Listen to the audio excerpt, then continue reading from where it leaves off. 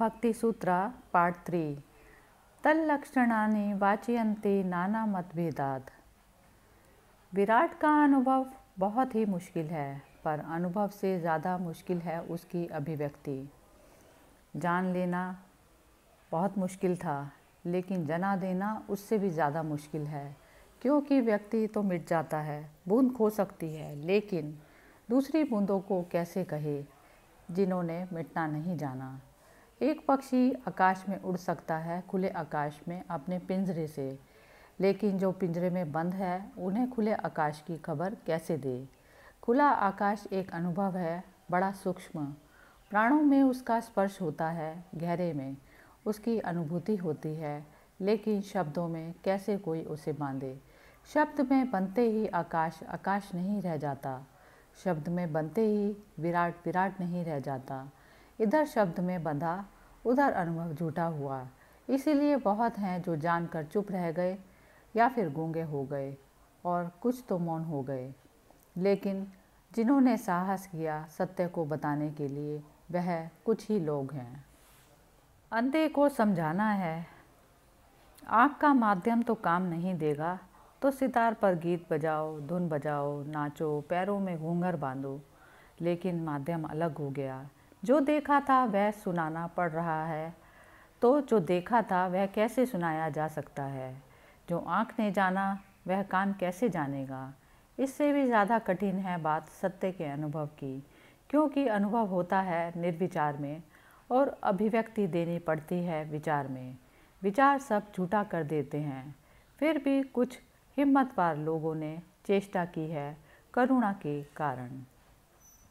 लाओ त्से ने भी कहा है, सत्य बोला नहीं कि झूठा हुआ, और जो भी बोला जाएगा वह झूठ हो जाएगा। इसका यह अर्थ हुआ कि बुद्ध पुरुष झूठ बोलते रहे, बोले तो झूठ ही बोले, क्योंकि बोलने में सच तो आता ही नहीं, बोलने में ही झूठ हो जाता है। जैसे तुमने कभी देखा, लकड़ी सीधी पानी में डालो तिरछी दिखाई देने पड़ती है, झूठ हो गया। बाहर खींचो, सीधी की सीधी है, पानी में डालो फिर तिरछी दिखाई देगी। क्या हो जाता है पानी का माध्यम हवा के माध्यम से भिन्न है, तो हवा के माध्यम में लकड़ी का जो रूप है, रंग है, वह पानी में नहीं रह जाता। जानते हो तुम भली भांति कि लकड़ी सीधी है, तुमने ही डाली है, लेकिन तुम्ही को तिरछी दिखाई देने लगती है। उनकी तो बात ही छोड़ दो, सुनने वालों की।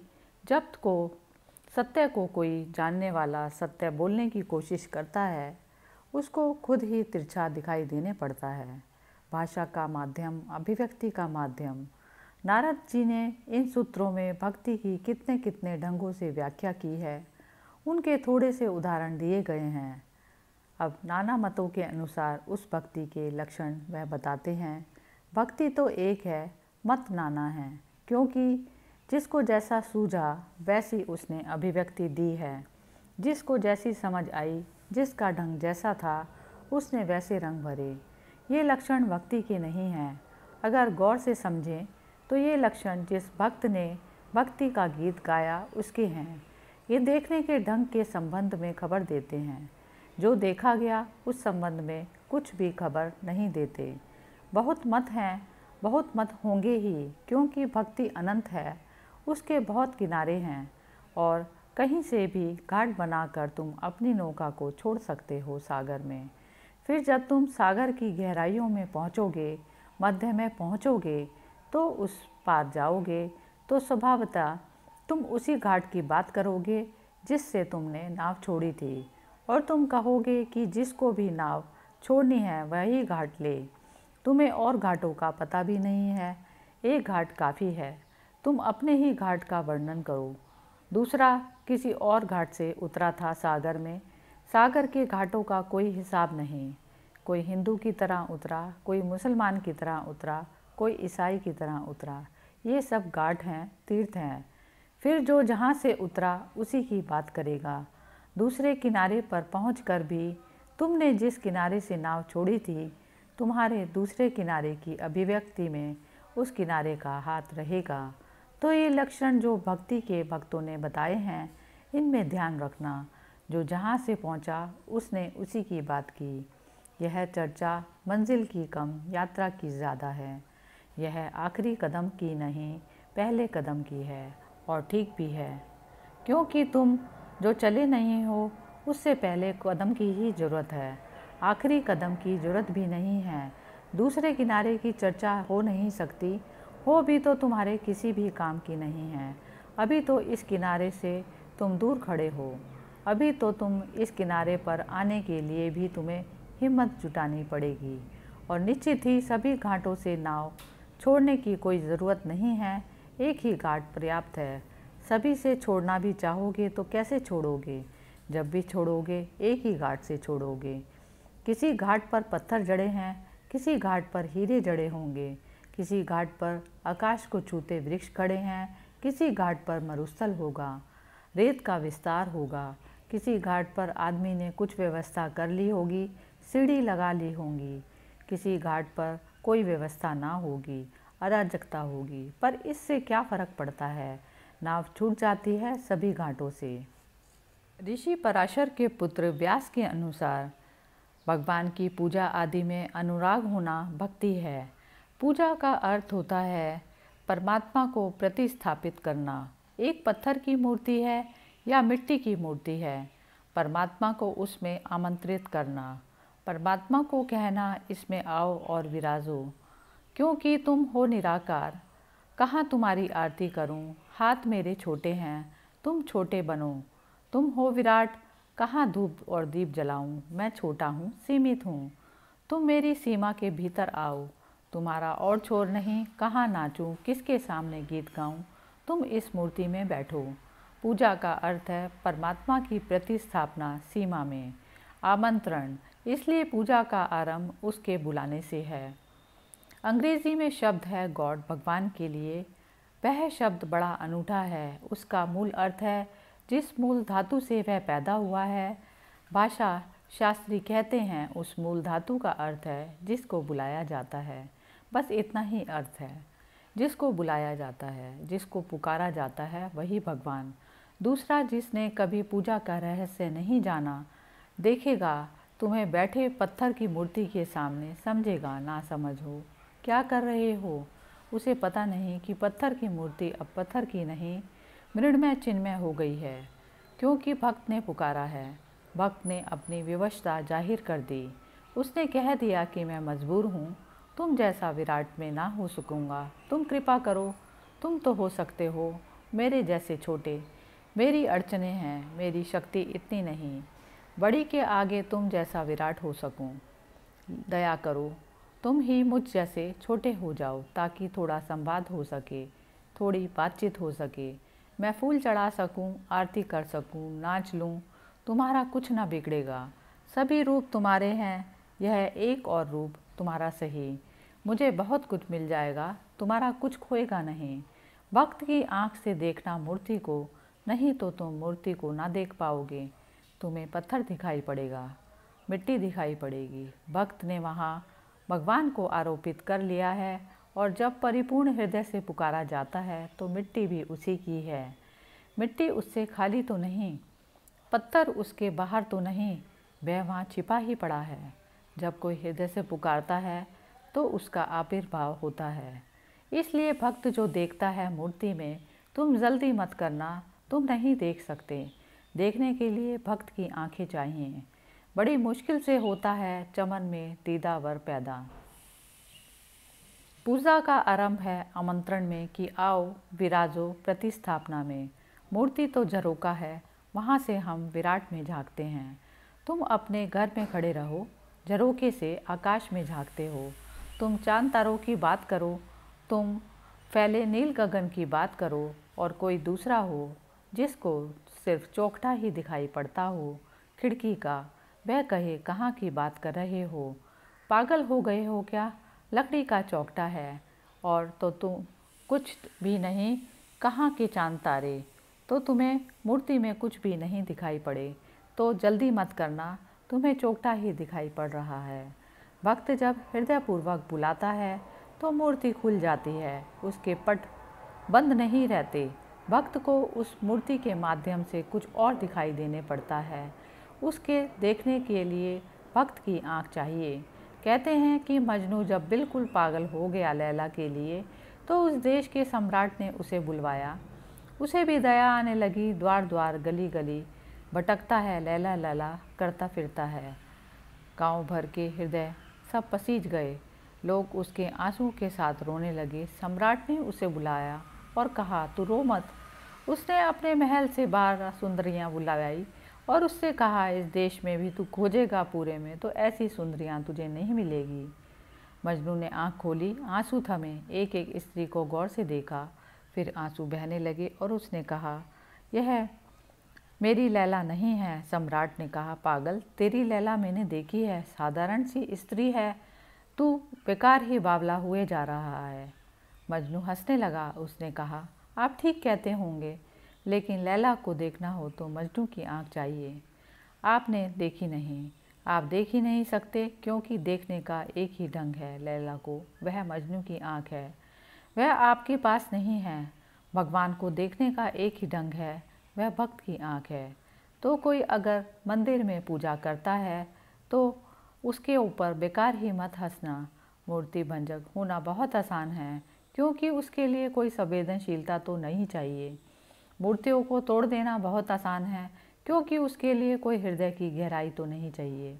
मूर्ति में अमूर्त को देखना बहुत कठिन है।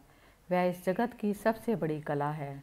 आकार में निराकार को झांक लेना, शब्द में शून्य को सुन लेना, दृश्य में अदृश्य को पकड़ लेना, उससे बड़ी कोई और कला नहीं है।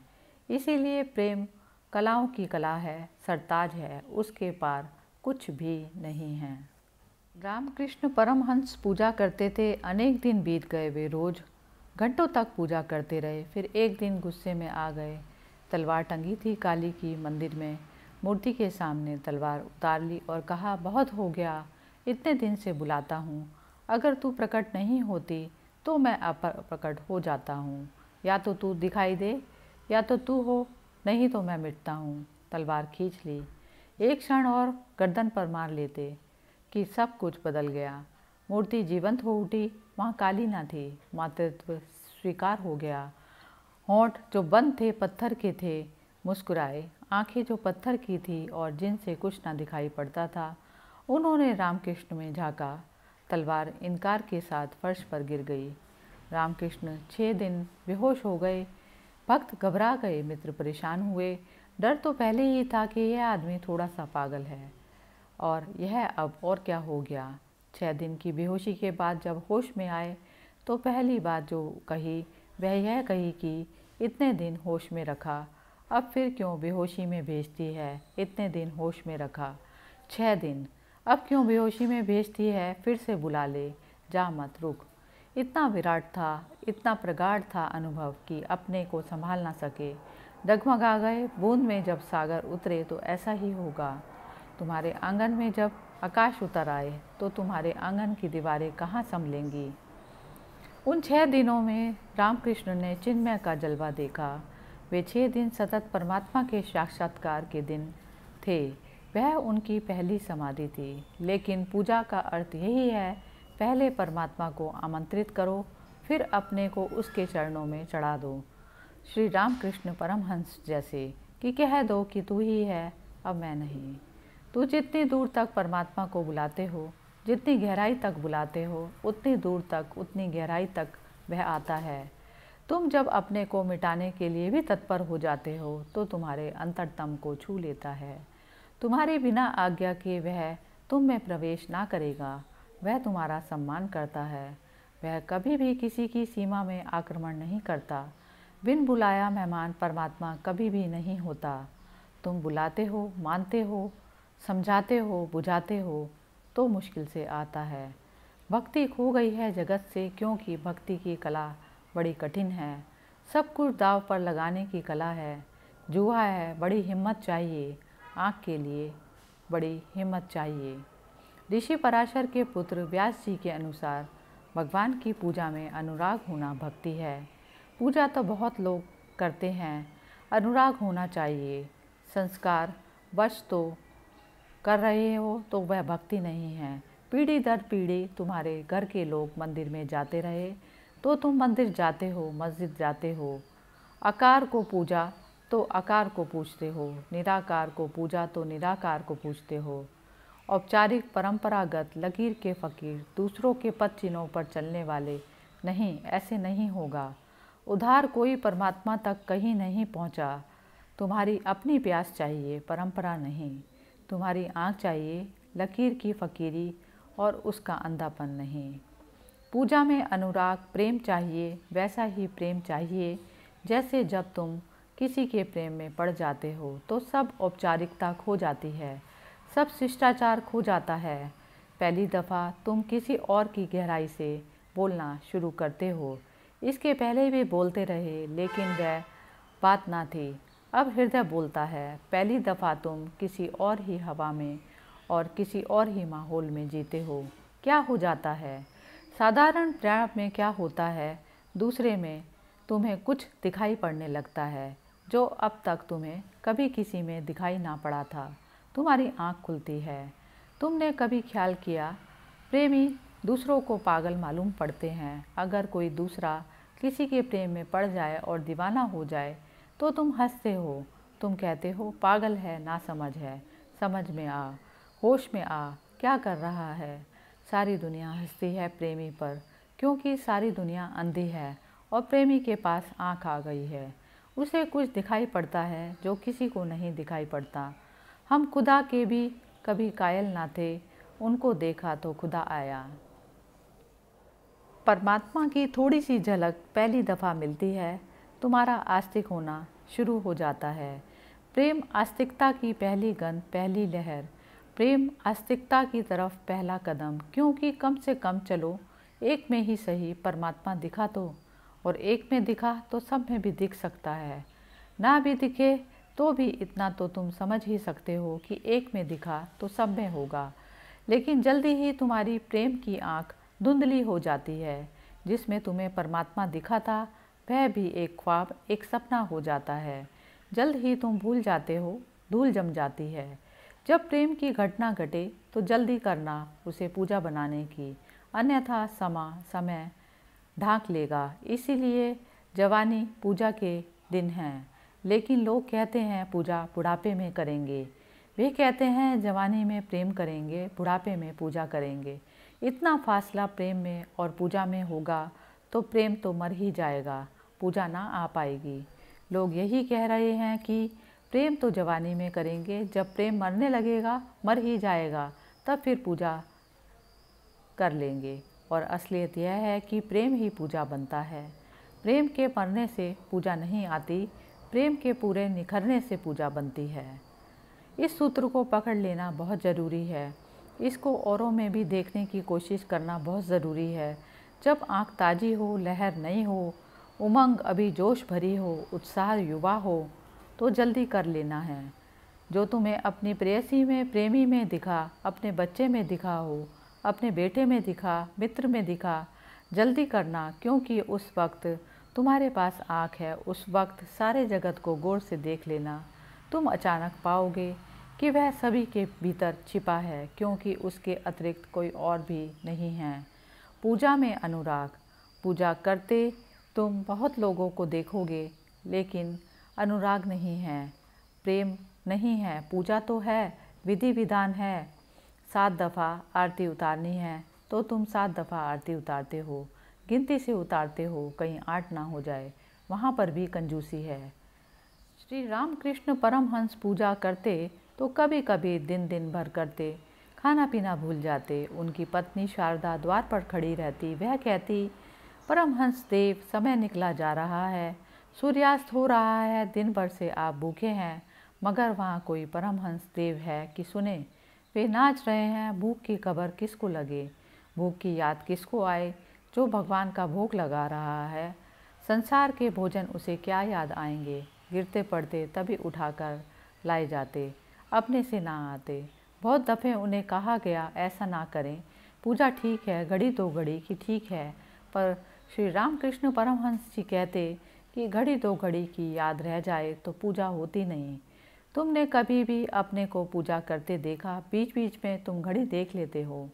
घड़ी को वहीं रख आया करें जहाँ जूते उतार आते हैं। जूते भीतर भी आ जाएं मंदिर के तो मंदिर खराब ना होगा, घड़ी नहीं आनी चाहिए। जूतों में ऐसा कुछ भी नहीं, घड़ी नहीं आनी चाहिए, क्योंकि घड़ी परमात्मा के रास्ते में बाधा है। समय को अपने साथ लिए तुम उसे ना छू सकोगे। वह है अनंत, तुम क्षणों के साथ लिए बैठे हो और तुम्हारा मन बार बार देख रहा है कि कब दुकान जाएं, कब दफ्तर जाएं, कब बाजार जाएं। रामकृष्ण परमहंस बहुत दिन तक मंदिर न जाते।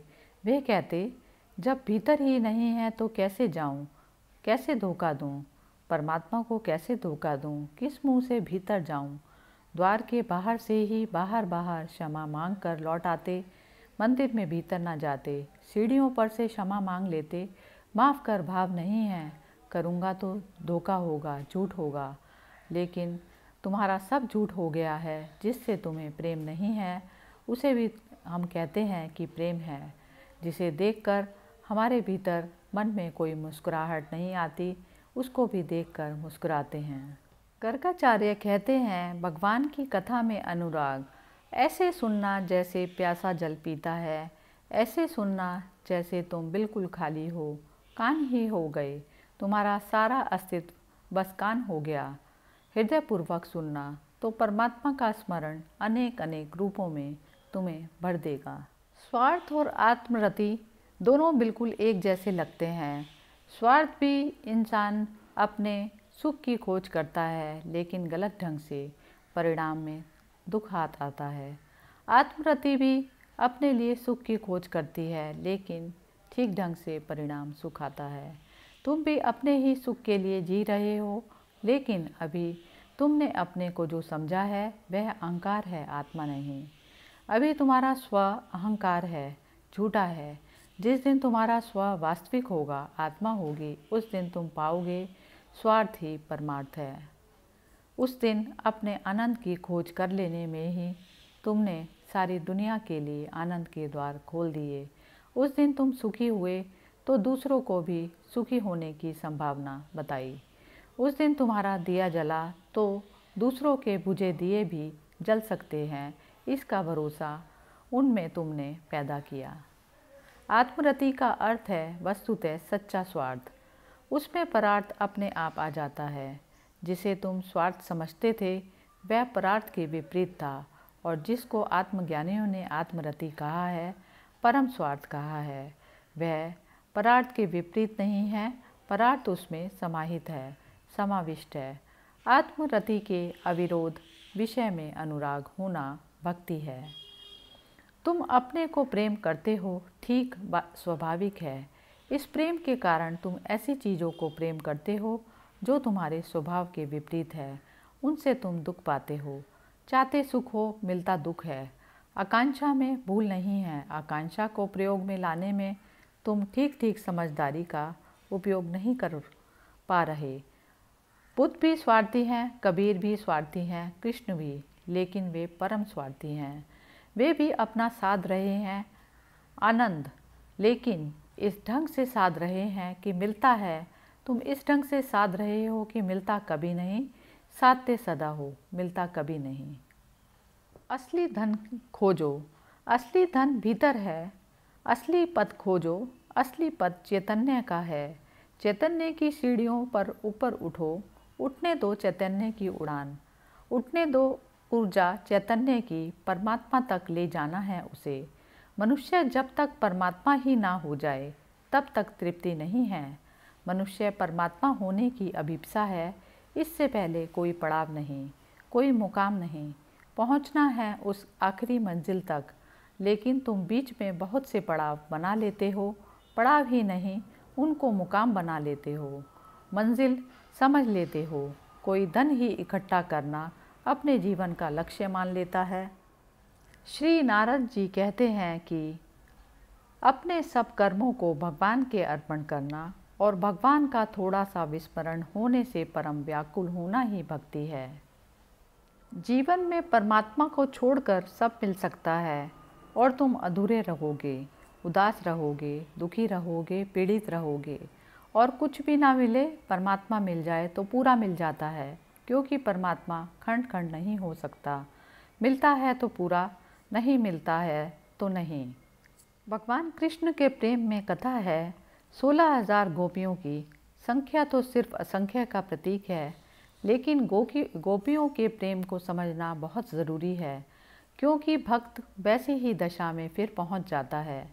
कृष्ण का होना शरीर में आवश्यक नहीं है, यह तो भक्त का भाव है जो श्री कृष्ण को मौजूद कर लेता है।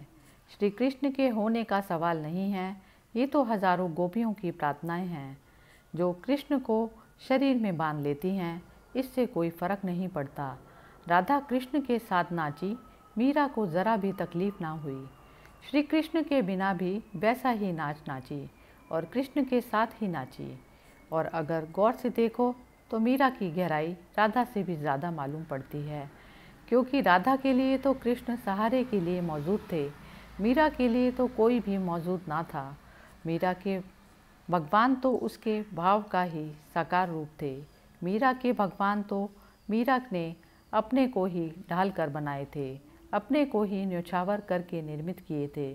श्री कृष्ण मौजूद हों और तुम राधा बन जाओ, तुम्हारी कोई खूबी नहीं, कृष्ण की खूबी होगी। कृष्ण मौजूद ना हो और तुम मीरा बन जाओ तो तुम्हारी खूबी है, कृष्ण को आना ही पड़ेगा। भक्त खींचता है भगवान को रूप में, भक्त भगवान को गुणों के जगत में पृथ्वी पर ले आता है। एक क्षण को भी विस्मरण हो जाए तो गोपियाँ रोती हैं, एक क्षण को भी कृष्ण नहीं दिखाई पड़े तो तड़पती हैं। लेकिन ऐसा तो साधारण प्रेमी में भी कभी हो जाता है। प्रेमी ना हो तो प्रेयसी तड़पती है, प्रेयसी ना हो तो प्रेमी तड़पता है। फ़र्क क्या है ब्रज की गोपियों की भक्ति में और साधारण प्रेमियों की भक्ति में? फ़र्क इतना है कि ब्रज गोपियाँ कृष्ण के प्रेम में हैं, लेकिन परिपूर्ण होशपूर्वक के कृष्ण भगवान हैं। वह प्रेम किसी व्यक्ति का प्रेम नहीं, भगवत्ता का प्रेम है, अन्यथा फिर साधारण प्रेम हो जाएगा। श्री कृष्ण को भी तुम ऐसे ही प्रेम कर सकते हो जैसे वे शरीर हैं, तुम्हारे जैसे ही एक व्यक्ति हैं। तब कृष्ण मौजूद भी होंगे और तुम फिर भी चूक जाओगे। रुक्मिणी कृष्ण की पत्नी है, लेकिन रुक्मिणी का नाम भगवान कृष्ण के साथ नहीं लिया जाता। सीता का नाम राम के साथ लिया जाता है, पार्वती का नाम शिव के साथ लिया जाता है। कृष्ण का नाम रुक्मिणी के साथ और रुक्मिणी का नाम कृष्ण के साथ नहीं लिया जाता। और राधा उनकी पत्नी नहीं है। राधा का नाम लेना बिल्कुल गैर कानूनी है। कृष्ण राधा कहना, राधा कृष्ण कहना बिल्कुल गैर कानूनी है, लेकिन फिर भी उनका नाम भगवान कृष्ण के साथ में लिया जाता है। नारद जी कहते हैं, जैसे ब्रज गोपियों की भक्ति इस अवस्था में भी गोपियों के महात्म्य ज्ञान की विस्मृति का अपवाद नहीं। वे दीवानी थी, पागल थी प्रेम में, लेकिन एक क्षण को भी भूली नहीं कि कृष्ण भगवान हैं। उतनी बेहोशी में भी होश रहा, अपवाद नहीं है। यह बात तो कभी ना भूली कि कृष्ण भगवान हैं, यह बात तो याद ही रही। लड़ी भी, झगड़ी भी, रूठी भी, लेकिन यह बात तो याद रही कि कृष्ण भगवान हैं। उतनी ही बात प्रेम को भक्ति की ऊंचाई पर उठा देती है। उसके बिना भगवान को भगवान जाने बिना किया जाने वाला प्रेम ज़ारों के प्रेम के समान है। उसमें ज़ार के प्रेम में प्रियतम के सुख से सुखी होना नहीं है। कबीर साहिब जी ने कहा है, जैसे बांस की पोली पोंगरी खुद गीत नहीं गाती, फिर परमात्मा के ही गीत उससे बहते हैं। बांस की पोंगरी तो सिर्फ पोली है, राह देती है, जगह देती है, स्थान देती है, रुकावट नहीं देती। तो कबीर ने कहा है, अगर गीत में कहीं कोई अड़चन आती हो तो मेरी बांस की पोंगरी की भूल समझना, कहीं कोई गड़बड़ होगी। तुम तो गीत ठीक ही ठीक गाते हो, अड़चन आती होगी, बाधा पड़ती होगी तो मेरे कारण पड़ती होगी। कसूर हो तो मेरा, भूल चूक हो तो मेरी, जो भी ठीक हो वह तेरा। दुखी होता हूँ तो मैं अपने कारण, सुखी होता हूँ तो तेरे कारण, बनता हूँ तो अपने कारण, मुक्त होता हूँ तो तेरे कारण, नरक बनाता हूँ तो मैं, स्वर्ग तो सब तेरा प्रसाद है। प्रेम अपने सुख की तलाश है और इसलिए प्रेम दुख में ले जाता है। जो अपने सुख की तलाश कर रहा है वह मैं को पकड़े है और मैं सारे दुखों का निचोड़ है। वही तो कांटा है, चुभता है। जिसने प्रेमी के सुख को सब कुछ माना, जिसने सब प्रेमी के सुख पर न्यौछावर किया, उसके जीवन में फिर कोई दुख नहीं। जीसस को सूली लगी, एक क्षण को कंप गए और उन्होंने कहा, हे भगवान, यह मुझे क्या दिखला रहा है। फिर संभल गए और कहा, तेरी मर्जी पूरी हो। उसी क्षण क्रांति घटी। उसी क्षण जीसस का साधारण मनुष्य रूप खो गया, परमात्म रूप प्रकट हुआ। सूली भी स्वीकार हो गई तो सिंहासन हो गई। मृत्यु महाजीवन का द्वार बन गई। इधर अहंकार गया, उधर परमात्मा प्रविष्ट हुआ। अपने सुख को खोजने का अर्थ है अहंकार अभी भी खोज रहा है। उसके सुख को खोजना जब शुरू हो जाए, भक्त तब जब ऐसे जीने लगता है जैसे बांस की पोंगरी बांसुरी बन जाता है, सब स्वर उसी के हैं, फिर कोई दुख नहीं। हरि ओम तत्सत।